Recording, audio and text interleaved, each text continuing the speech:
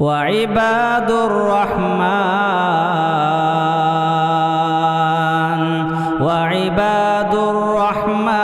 الذين يمشون على الأرض هونا وإذا خاطبهم الجاهلون قالوا سلاما۔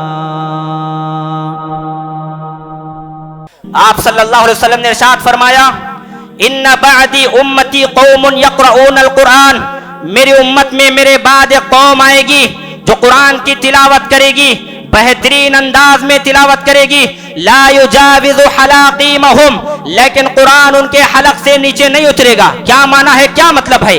قرآن بڑے اچھے انداز سے پڑھیں گے، بہترین قاری قراء ہوں گے، اچھے تجوید کو، اصول و ضوابط کو مد نظر رکھ کر قرآن کی تلاوت کریں گے۔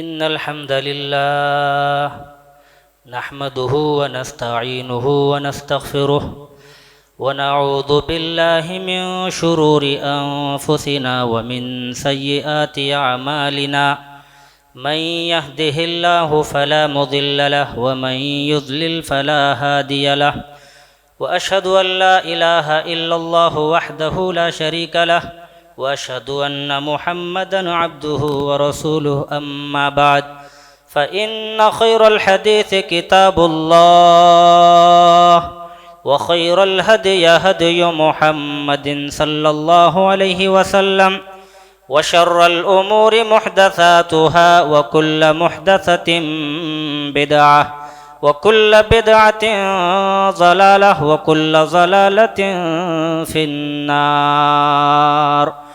اعوذ باللہ من الشیطان الرجیم، بسم اللہ الرحمن الرحیم۔ یا ایہا الذین آمنوا اتقوا اللہ حق تقاته ولا تموتن الا وانتم مسلمون۔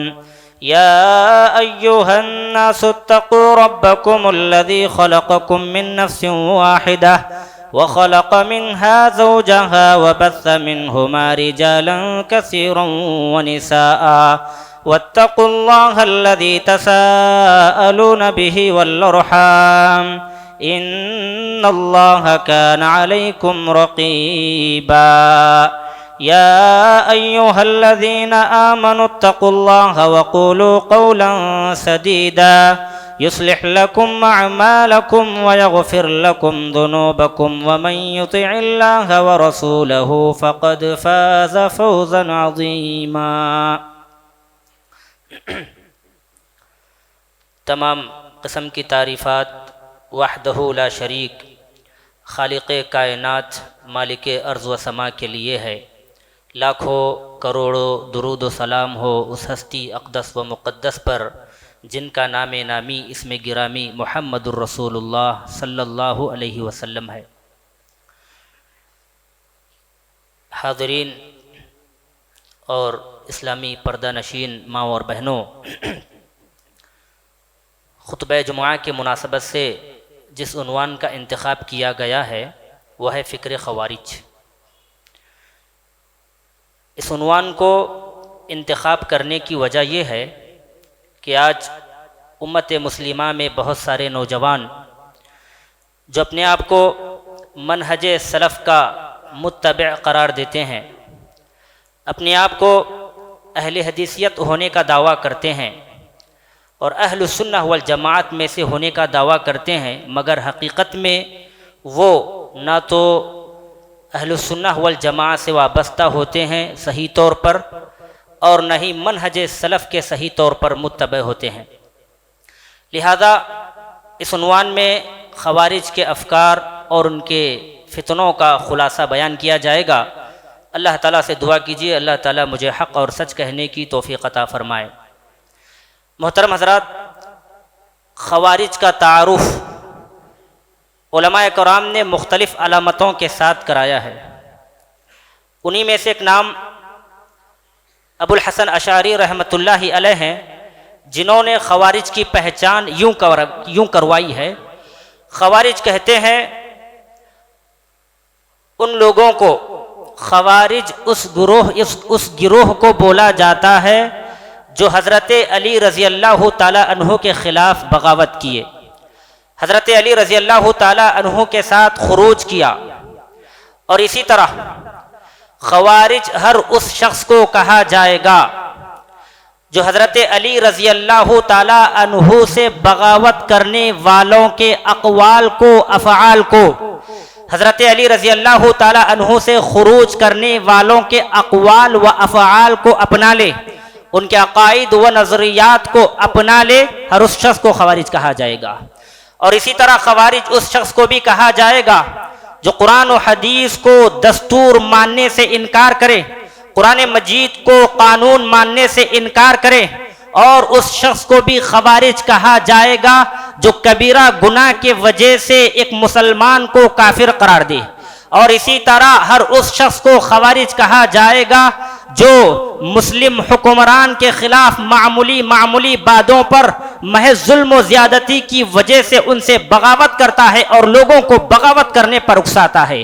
اور اسی طرح ہر اس شخص کو خوارج کہا جائے گا جو کسی مسلمان کو کبیرہ گناہ کی وجہ سے کافر قرار دے کر ہمیش کے لیے اس کو جہنمی قرار دے. یہ تمام لوگ خوارج کے زمرے میں آتے ہیں. خلاصہ کلام یہ ہے کہ ابتداء اسلام میں خوارج وہ لوگ تھے جنہوں نے حضرت علی رضی اللہ تعالی عنہ سے بغاوت کی، حضرت علی رضی اللہ تعالی عنہ سے خروج کیا، ان کو خوارج کہا جاتا ہے.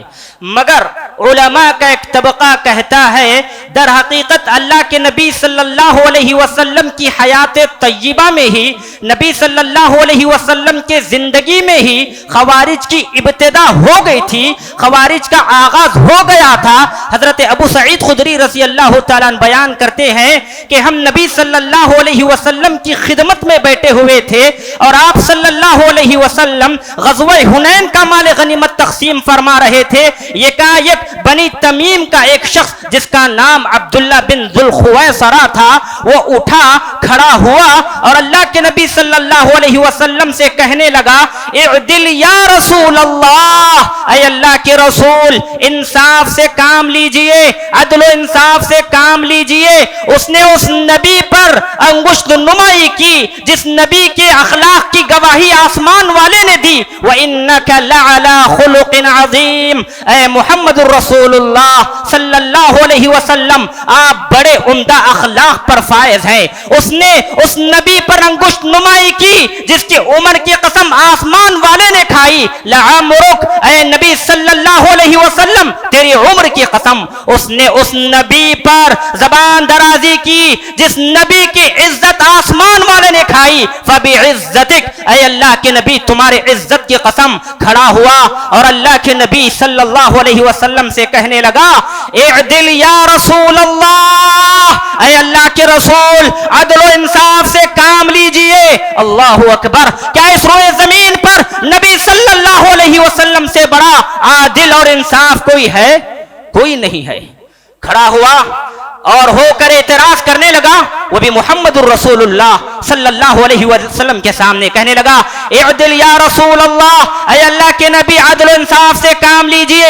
اللہ کے نبی غصے میں آ گئے. آپ صلی اللہ علیہ وسلم نے ارشاد فرمایا ویلک، تجھ پر افسوس ہو، تباہی ہو، بربادی ہو. ومن یعدل اذا لم اعدل، اگر میں روز زمین پر عدل و انصاف سے کام نہ لوں تو پھر کون عدل و انصاف کرے گا؟ کون انصاف سے کام لے گا؟ عمر بن خطاب رضی اللہ تعالیٰ عنہ کے ہاتھوں میں جنبش پیدا ہوئی. عمر بن خطاب رضی اللہ تعالیٰ عنہ نے محمد الرسول اللہ صلی اللہ علیہ وسلم سے کہا یا رسول اللہ مجھے اجازت تو دیجئے، ذرا اس گستاخ کا سرتن سے میں جدا کرنے کے لیے تیار ہوں. اللہ کے نبی صلی اللہ علیہ وسلم جو کہ رحمت للعالمین ہے فرمانے لگے اے عمر چھوڑ دو، جانے دو، اس شخص کو چھوڑ دو. اس کی نسل سے ایسے لوگ پیدا ہوں گے تم اپنی نمازوں کو ان کی نمازوں کے سامنے حقیر جانو گے، اپنے روزوں کو ان کے روزوں کے سامنے حقیر جانو گے، ان کی عبادتوں کے سامنے اپنی عبادتوں کو حقیر جانو گے.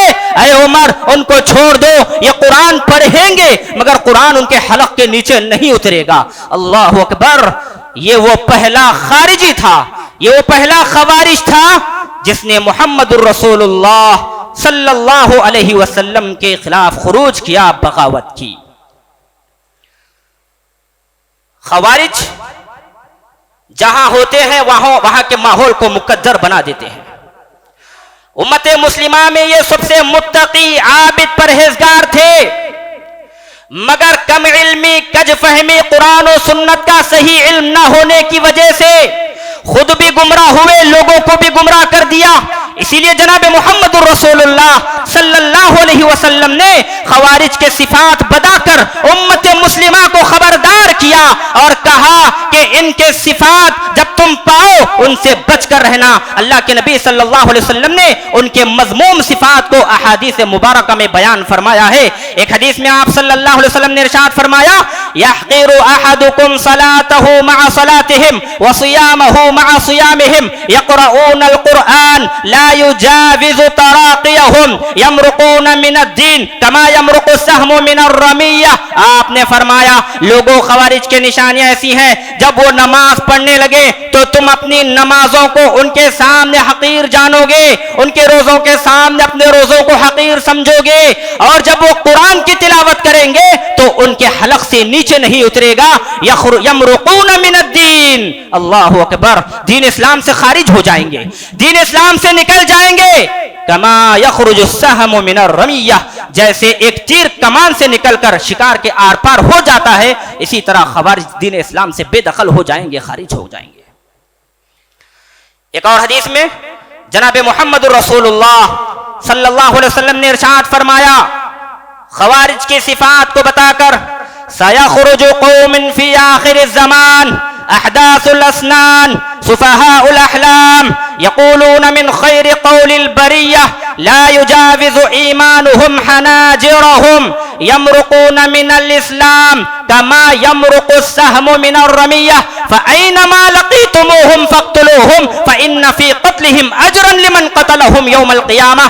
آپ صلی اللہ علیہ وسلم نے فرمایا ایک زمانے میں، آخری زمانے میں ایک قوم ایسی آئے گی، احداث الاسنان، کم سن ہوں گے، سفہاء الاحلام، بے وقوف ہوں گے، ناقص العقل ہوں گے، قرآن و حدیث کا فہم نہ ہوگا، اور مخلوق میں سب سے بہترین باتیں کریں گے، مخلوق میں بڑی میٹھی میٹھی باتیں کریں گے، مگر ان کا ایمان ان کے حلق سے نیچے نہیں اترے گا۔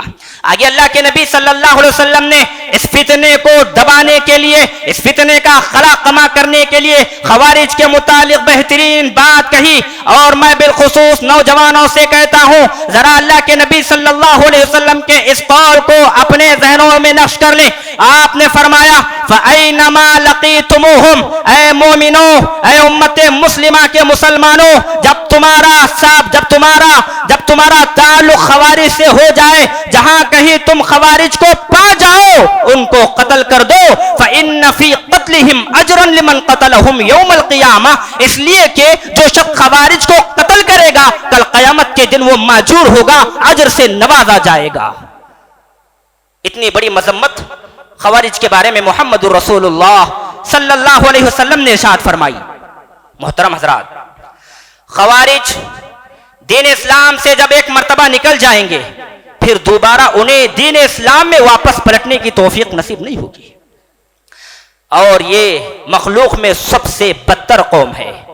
آپ صلی اللہ علیہ وسلم نے ارشاد فرمایا ان بعدی امتی قوم یقرؤون القرآن، میری امت میں میرے بعد ایک قوم آئے گی جو قرآن کی تلاوت کرے گی، بہترین انداز میں تلاوت کرے گی، لا یجاوز حلاقیمہم، لیکن قرآن ان کے حلق سے نیچے نہیں اترے گا۔ کیا معنی ہے، کیا مطلب ہے؟ قرآن بڑے اچھے انداز سے پڑھیں گے، بہترین قاری قراء ہوں گے، اچھے تجوید کو، اصول و ضوابط کو مد نظر رکھ کر قرآن کی تلاوت کریں گے، مگر قرآن پر عمل نہیں کریں گے، قرآن کو صحیح طور پر نہ سمجھیں گے، احادیث کو صحیح طور پر نہ سمجھیں گے۔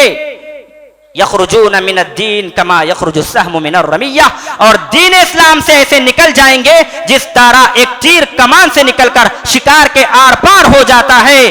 ثم لا یعودون فیہ، ایک مرتبہ جب دین اسلام سے نکل جائیں گے پھر دوبارہ دین اسلام میں واپس نہیں پلٹیں گے۔ ہم شر الخلق والخلیقہ، یہ اخلاق کے اعتبار سے بھی روئے زمین کی سب سے بدتر قوم ہے، اور خلقت کے اعتبار سے بھی سب سے بری قوم ہے۔ بڑے فتنے ہیں ان کے، طرح طرح کے فتنے آج امت مسلمہ میں پائے جا رہے ہیں، بالخصوص امت کے نوجوان خوارج کے راستے پر چلے ہیں یا پھر ان کے صفات کو اپنا لیے ہیں۔ ان کے فتنوں میں، ان کے افکار میں ایک فتنہ علماء کو چھوڑ کر جہلا کو اپنا سردار بنا لینا اور اپنی کتابوں کو اپنا استاذ بنا لینا۔ خوارج کی یہ نشانی ہے، علماء کو چھوڑ کر علماء سے کنارہ کش ہو جاتے ہیں، اور آج کے دور میں الحاد ہے، دین بیزاری، اسلام بیزاری کی وجہ سے آج امت مسلمہ میں ایسے نوجوان ہیں جو علماء کرام کے تئیں بدظنی کا شکار ہو گئے ہیں، علماء کرام کے بارے میں سب و شتم کرتے ہیں، علماء کرام کو برا بھلا کہتے ہیں، علماء کے خلاف بغاوت کرتے ہیں اور علماء کرام کو گالیاں دیتے ہیں۔ عبداللہ بن مبارک رحمت اللہ علیہ نے فرمایا، من استخف بالعلماء ذهبت آخرته، جس نے علماء پر زبان درازی کی اس نے اپنی آخرت برباد کر لی۔ اور آج امت مسلمہ میں یہ دور چل رہا ہے، علماء کرام سے بدظنی ہو رہی ہے۔ میں آپ کو بتاؤں، ابھی پچھلے دنوں آر ایس ایس کا ایک وفد سرزمین اندلس گیا۔ آپ جانتے ہیں سرزمین اندلس میں مسلمانوں نے تقریباً 800 سال حکومت کی۔ 800 سال حکومت کرنے کے باوجود آج وہاں پر مسلمانوں کے نقوش مٹا دیے گئے، مسلمانوں کا صفایا ہو گیا ہے۔ آر ایس ایس سرزمین اندلس میں ایک وفد گیا اور ان سے سوال کیا کہ مسلمانوں نے یہاں پر 800 سال حکومت کی لیکن ان کا پورا مکمل طور پر صفایا ہو گیا ہے، کس چیز کو تم نے آلہ کار بنایا، کس طرح سے مسلمانوں کو یہاں سے مٹا دیا؟ تو ان لوگوں نے کہا، ہم نے سب سے پہلا کام، سب سے پہلا جو ہتھیار اپنایا وہ یہ تھا کہ مسلمانوں کو علماء کے خلاف بزدل کر دیا۔ جب مسلمان علماء کے خلاف بزدل ہو گئے تو مسلمانوں پر حملہ کرنا ہم کو آسان ہو گیا، اور ہندوستان کی سب سے بڑی بری تنظیم آر ایس ایس مسلمانوں کے ساتھ یہ ہتھ کنڈا کھیل رہی ہے۔ وسیم رضوی اور آپ دیکھیے نیوز چینلوں میں مختلف لوگ آ کر علماء پر تانے کسنا، گالیاں دینا شروع کر رہے ہیں۔ در حقیقت یہاں مسلمانوں سے علماء کی شناخت کو مٹا کر مسلمانوں کی شناخت کو مٹانے کی ناپاک سازش کر رہے ہیں۔ جب علماء سے کنارہ کش ہو جائیں تو پھر جہلا کو اپنا سردار بنا لیں گے۔ علماء کو چھوڑ کر جب جہلا کو سردار بنا لیں گے تو ظاہر سی بات ہے فتنے میں مبتلا ہو جائیں گے۔ کم علمی، کج فہمی کی وجہ سے غلط فتوے یہ جہلا دینا شروع کریں گے، جس کی وجہ سے امت مسلمہ میں فتنہ و فساد کا ڈر ہے۔ سچ فرمایا تھا محمد الرسول اللہ صلی اللہ علیہ وسلم نے، ان اللہ لا ينتزع، ان اللہ لا يقبض العلم انتزاعا ينتزعه من العباد۔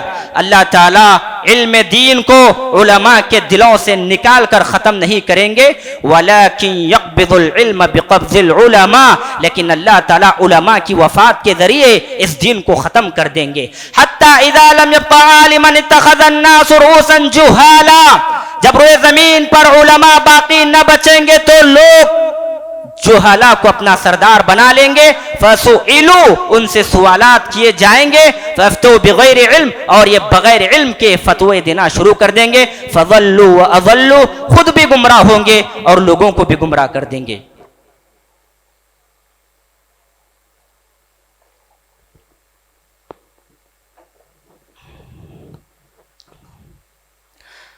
اور اسی طرح کتابوں کو اپنا استاذ بنا لینا۔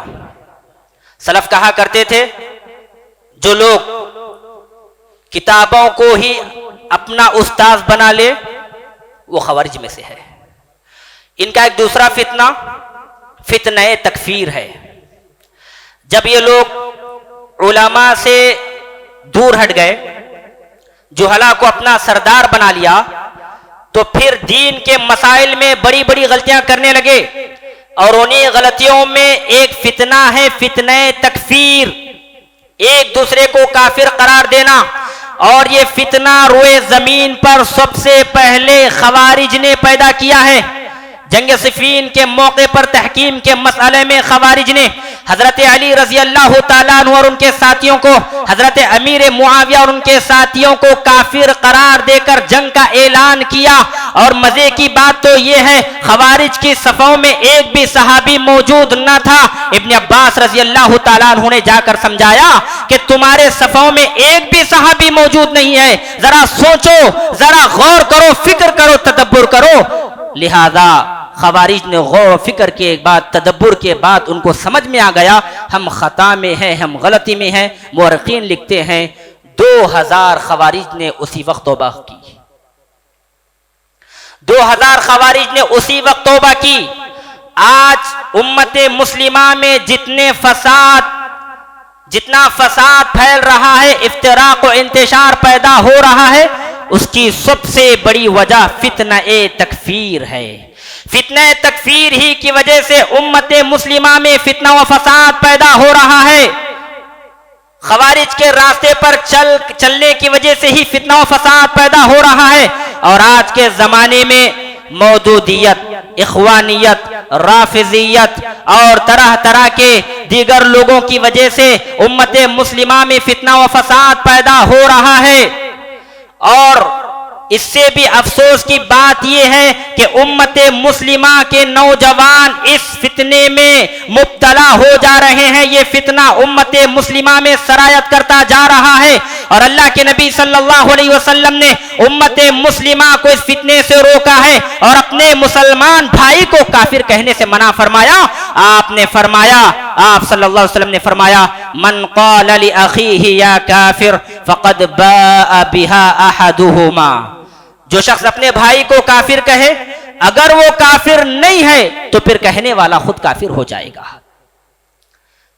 آج کے مسلمان، آج کے نوجوان اس فتنے میں مبتلا ہو گئے، جن کی عمر بمشکل 19 سال، 20 سال، 25 سال ہے، جنہیں قرآن کے مسائل نہیں معلوم، وضو کے مسائل نہیں معلوم، طہارت کے مسائل نہیں معلوم، استنجا کے مسائل نہیں معلوم، اور بڑے بڑے مسائل پر لب کشائی کرتے ہیں. ایسے مسائل پر جن مسائل پر ہمارے علماء کرام بھی توقف کیا کرتے تھے، صبر و تحمل کا مظاہرہ کیا کرتے تھے، احتیاط کیا کرتے تھے. امام مالک رحمت اللہ علیہ کے پاس ایک شخص آیا اور آ کر امام مالک رحمت اللہ علیہ سے 50 سوال کیا. غور فرمائیے گا، بالخصوص میں نوجوانوں سے مخاطب ہوں جن کے پاس کوئی سوال آتا ہے تو عالم کی موجودگی میں ہی فتویٰ دینا شروع کر دیتے ہیں. امام مالک رحمت اللہ علیہ جو مایہ ناز شخصیت ہیں، حدیث کی بہترین کتاب ہے، مدینے کے بڑے محدث ہیں. ایک شخص ان کے پاس آیا اور آ کر 50 سوال کیا. امام مالک رحمت اللہ علیہ نے 47 سوالوں کا جواب لا ادری کہہ کر دیا. 47 سوالوں کے جواب میں کہا لا ادری، مجھے معلوم نہیں، اور 3 سوالوں کا جواب دیا. پھر رونے لگے. لوگوں نے پوچھا رونے کی کیا وجہ ہے؟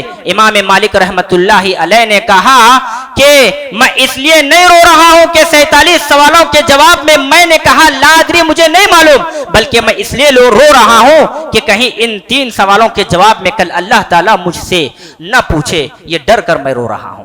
یہ امام مالک رحمت اللہ علیہ کا تحمل ہے، امام مالک رحمت اللہ علیہ کا احتیاط ہے. ابن تیمیہ رحمت اللہ علیہ تقریباً 1000 کتابوں کے مصنف ہیں، جنہیں تاریخ شیخ الاسلام ابن تیمیہ رحمت اللہ علیہ کے نام سے جانتی ہے. ان کا مناظرہ ایک معتزلی سے ہوا جس کا عقیدہ یہ تھا کہ اللہ رب العالمین عرش پر مستوی نہیں ہے، وہ اللہ تعالیٰ کے عرش پر مستوی ہونے کا انکار کر رہا تھا. ابن تیمیہ رحمت اللہ علیہ نے اس کے بعد بھی اس کو کافر قرار نہیں دیا. سنیے گا، جو لوگ ہر ایک پر تکفیر کا تھپا تھوپتے ہیں، امام ابن تیمیہ رحمت اللہ علیہ کے تحمل کو دیکھیے. جبکہ اہل السنہ والجماعت کا عقیدہ ہے الرحمن علی العرش استوی، رحمان عرش پر مستوی ہے، اور جو اس کا انکار کرے وہ کفری عقیدے پر ہے۔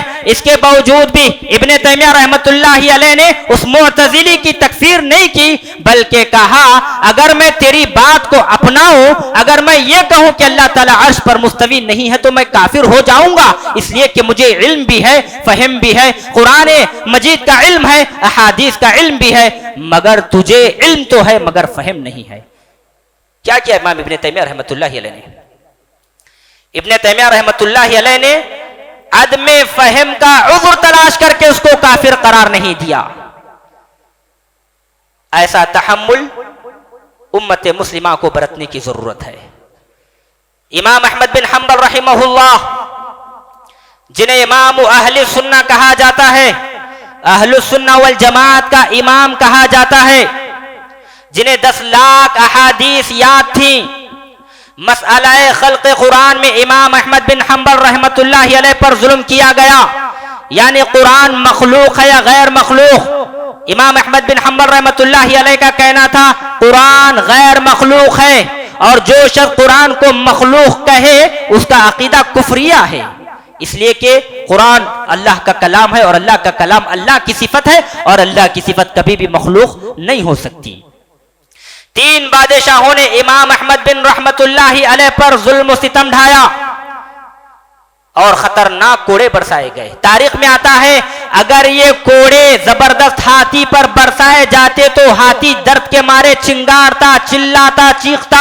ایسے کوڑے امام احمد بن حنبل رحمت اللہ علیہ پر برسائے گئے، صرف مسئلہ خلق قرآن کے سلسلے میں مامون الرشید، معتصم باللہ اور واثق باللہ، ان تینوں بادشاہوں نے امام احمد بن حنبل رحمت اللہ علیہ پر ظلم و ستم ڈھایا، لیکن اس کے باوجود بھی امام احمد بن حنبل رحمت اللہ علیہ نے مامون الرشید پر کفر کا فتویٰ صادر نہیں فرمایا، بلکہ عدم علم، عدم فہم، یعنی علم کا نہ ہونا، فہم کا نہ ہونا عذر تلاش کرتے ہوئے امام احمد بن حنبل رحمت اللہ علیہ نے اس کو کافر نہیں کہا۔ اتنے بڑے بڑے علماء، لیکن جب حکم لگانے پر بات آ جاتی تو ان کے زبانیں سکوت اختیار کرتی، خاموش بیٹھ جاتی، اور آج امت مسلمہ میں یہ فتنہ زبردست پھیل رہا ہے۔ آج جتنے بھی لڑائیاں ابتدائی اسلام سے آج تک ہوئے ہیں، اس کی سب سے بڑی وجہ یہ فتنہ تکفیر ہے۔ فتنہ تکفیر ہی کی وجہ سے حضرت علی رضی اللہ تعالیٰ عنہ کے خلاف بغاوت کیے، بعد میں حضرت علی رضی اللہ تعالیٰ عنہ نے جنگ نہروان میں خوارج کا صفایا کر دیا، اور باقی جو خوارج بچے تھے بھاگ کر نکل گئے۔ انہوں نے یہ فیصلہ کیا امت مسلمہ میں جتنے بھی اختلاف اور افتراق پیدا ہو رہے ہیں اس کی سب سے بڑی وجہ 3 صحابی ہیں، ایک حضرت علی رضی اللہ تعالیٰ عنہ، حضرت امیر معاویہ رضی اللہ تعالیٰ عنہ، اور حضرت عمر بن عاص رضی اللہ تعالیٰ عنہ۔ اگر ان کو قتل کیا جائے، ان کو ختم کیا جائے تو امت میں امن چین پیدا ہو جائے گا، لہذا انہوں نے فیصلہ کر کے ایک ہی دن میں نماز فجر میں تینوں کو ایک ساتھ قتل کرنے کا ارادہ کیا، اور اسی میں عبد الرحمن بن ملجم نے حضرت علی رضی اللہ تعالیٰ عنہ کو شہید کر ڈالا، فتنہ تکفیر ہی کی وجہ سے۔ اور انہوں نے ہی حضرت عمر بن عاص کو قتل کرنا چاہا، مگر اس وقت حضرت عمر بن عاص بیمار تھے اپنی جگہ مصر میں، کسی دوسرے کو اپنے غلام کو نائب بنا کر بھیجے، اس نے نماز پڑھا اور وہ شہید ہو گیا۔ اور ادھر امیر معاویہ رضی اللہ تعالیٰ عنہ ملک دمشق میں ہے، شام میں دمشق میں ہے، نماز پڑھانے کے لیے جا رہے تھے، راستے میں زبردست وار کیا، تلوار ان کے کمر کو چھوتے ہوئے نکل گئی، امیر معاویہ زخمی ہو گئے اور بعد میں ان کو افاقہ ہوا۔ حضرت حسین رضی اللہ تعالیٰ عنہ کو قتل کرنے والے بھی یہی خوارج، حضرت عثمان بن عفان رضی اللہ تعالیٰ عنہ کو قتل کرنے والی بھی یہی خوارج۔ تو اسی فتنہ تکفیر کی وجہ سے آج امت مسلمہ میں قتل و فساد ہو رہا ہے، قتل عام ہو رہا ہے، افتراق و انتشار پیدا ہو رہا ہے، علماء کے خلاف ماحول کو بنایا جا رہا ہے، مسلم کے درمیان دشمنی کرائی جا رہی ہے، صرف اس مسئلہ فتنہ تکفیر کی وجہ سے۔ لہذا فتنہ تکفیر سے بچا جائے گا۔ ان کا ایک اور فتنہ حکام کے خلاف بغاوت کرنا، یہ بھی خوارج کی نشانی ہے۔ حکمرانوں کے خلاف جماعت کے امیر کے خلاف لوگوں کو بھڑکانا، لوگوں میں ماحول پیدا کرنا، بغاوت پر اکسانا، یہ خوارج کی نشانی ہے۔ حضرت عثمان بن عفان رضی اللہ تعالیٰ عنہ کو اسی سلسلے میں شہید کیا گیا۔ حضرت عثمان بن عفان رضی اللہ تعالیٰ عنہ پر بہت سارے الزامات لگائے۔ عبداللہ بن سبا جو کہ یہودی تھا، سادہ کمزور ایمان والے لوگوں کو بھڑکایا، بہکایا، پھسلایا، بغاوت کرنے پر ابھارا اور سب کو یہ دعوت دی کہ مدینے کی سرحد پر جمع ہو جائیں اور حضرت عثمان بن عفان رضی اللہ تعالیٰ عنہ کے خلاف احتجاج کیا جائے۔ سارے خوارج مدینے کی سرحد پر آ کر جمع ہو گئے اور حضرت عثمان بن عفان رضی اللہ تعالیٰ عنہ کے خلاف بغاوت کرنے لگے، احتجاج کرنے لگے۔ عثمان بن عفان رضی اللہ تعالیٰ عنہ نے کہا، ذرا بتاؤ میرے خلاف یہ احتجاج کیوں کر ہے؟ خوارج نے ایک الزام یہ لگایا کہ تم مال غنیمت میں سے اپنے رشتہ داروں کو تقسیم کر رہے ہیں۔ عثمان بن عفان رضی اللہ تعالیٰ عنہ نے کہا، نہیں، میں اپنا ذاتی خرچ اپنے رشتہ داروں پر خرچ کرتا ہوں، کبھی میں نے کوئی مال غنیمت سے اپنے رشتہ داروں کو عطا نہیں کیا۔ اور اس کے علاوہ بہت سارے الزامات لگائے، اس کے باوجود خوارج نے نہیں مانا۔ عثمان بن عفان رضی اللہ تعالیٰ عنہ جب پلٹ کر گئے، صحابہ کرام نے کہا، اے عثمان بن عفان رضی اللہ تعالیٰ عنہ، اے امیر المومنین خلیفۃ المسلمین، ایک مرتبہ جنگ کی اجازت دیجئے، ہم لڑ کر ان خوارج کا صفایا کر دیں گے۔ عثمان بن عفان نے کہا، میں نہیں چاہتا مدینۃ الرسول میں خون خرابہ فساد ہو، لہذا موقع کو غنیمت جان کر چار خوارج نے حضرت عثمان رضی اللہ تعالیٰ عنہ کے گھر کی دیوار کو پھلانگ کر، ان کی داڑھی پکڑ کر، ان کی توہین کر کے، ان پر الزامات کی بوچھار کر کے حضرت عثمان بن عفان رضی اللہ تعالیٰ عنہ کو قتل کیا، اس حال میں کہ آپ روزے سے تھے اور آپ کی زبان سے یہ آیت کریمہ جاری تھی، فَسَيَكْفِيكَهُمُ اللَّهُ وَهُوَ السَّمِيعُ الْعَلِيمُ۔ حضرت علی رضی اللہ تعالیٰ عنہ کو بھی انہوں نے ہی قتل کیا۔ حضرت حسین رضی اللہ تعالیٰ عنہ کو بھی قتل کرنے والے، شہید کرنے والے یہی خوارج ہیں۔ سب سے پہلے بغداد میں، کوفہ میں یزید کے خلاف ماحول کو بھڑکایا گیا اور پھر اس کے بعد حضرت حسین رضی اللہ تعالیٰ عنہ کو کوفہ بلایا گیا، آپ آئیے، ہم آپ کے ہاتھ پر بیعت کرنے کے لیے تیار ہیں۔ حضرت حسین رضی اللہ تعالیٰ نکل پڑے۔ حضرت حسین رضی اللہ تعالیٰ عنہ کا کوفہ کے لیے نکلنا ہم حسن ظن رکھیں گے، ضرور کوئی بات تھی، اختلاف تھا، اختلاف کو، افتراق کو ختم کرنے کے لیے حضرت حسین رضی اللہ تعالیٰ عنہ نے مکہ سے کوفہ کی طرف روانہ ہوئے، لیکن جب انہیں معلوم ہوا کہ خوارج غداری کر رہے ہیں تو وہیں پر توقف اختیار کیے۔ خوارج نے پکڑا عثمان، حضرت حسین رضی اللہ تعالیٰ عنہ نے کہا، میں تمہارے سامنے تین باتیں رکھتا ہوں، یا تو مجھے سرحد پار بھیج دو، میں دشمنان اسلام سے لڑتا ہوا شہید ہو جاؤں گا، یا مجھے پھر یزید کے پاس بھیج دیجئے، میں وہاں جا کر بات کر لوں گا، یا نہیں تو میں جہاں سے آیا ہوں مجھے وہاں جانے دیجئے۔ خوارج نے تینوں باتوں کو رد کیا اور ڈر گئے کہ اگر یہ یزید کے پاس چلے جائیں اور ہمارے خطوط کھول کر دکھائیں جس میں ہماری بغاوتیں ہیں، ہمارا فساد ہے، ہمارا قتل عام ہے، تو پھر یزید ضرور ہم سے بدلہ لے لیں گے۔ اس لیے ڈر کر سب سے پہلے حملہ حضرت حسین رضی اللہ تعالیٰ عنہ کے لشکر پر، حضرت حسین رضی اللہ تعالیٰ عنہ پر اس خوارج نے کیا ہے۔ زمین پر فتنہ فساد پھیلانا یہ خوارج ہی کا کام ہے۔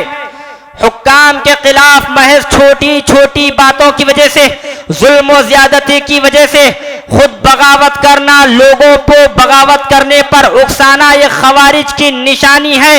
ان سے بچنے کے لیے ضروری ہے، ان کے اوصاف سے بچنے کے لیے اور ان کے طریقے سے بچنے کے لیے، ان کے راستے سے بچنے کے لیے ضروری ہے آج علماء کا سہارا لیں، علماء سے جانوے تلمذ اختیار کریں، ان سے علم حاصل کریں۔ اگر علماء کے ساتھ رہ کر، منہج سلف کے متبع علماء کے ساتھ رہ کر ان سے علم حاصل کریں گے، ان کے پاس بیٹھیں گے، جانوے تلمذ اختیار کریں گے، قرآن و حدیث کو صحیح معنوں میں سمجھیں گے، احادیث مبارکہ کی شرح صحیح معنوں میں سمجھیں گے، تو پھر انشاءاللہ ہم خوارج کے صفات سے، خوارج کے عقائد سے، خوارج کے نظریات سے صحیح طور پر بچیں گے۔ محترم حضرات، خوارج کے تعلق سے یہ چند چیدہ باتیں تھیں. اللہ تعالیٰ سے دعا ہے اللہ تعالیٰ ہم تمام کو خوارج کے صفات سے اور خوارج کے برے افعال سے اجتناب کرنے کی توفیق عطا فرما. قرآن حدیث کو صحیح طور پر سمجھ کر اس پر عمل کرنے کی توفیق عطا فرما. آمین. وآخر دعوانا ان الحمد للہ رب العالمین.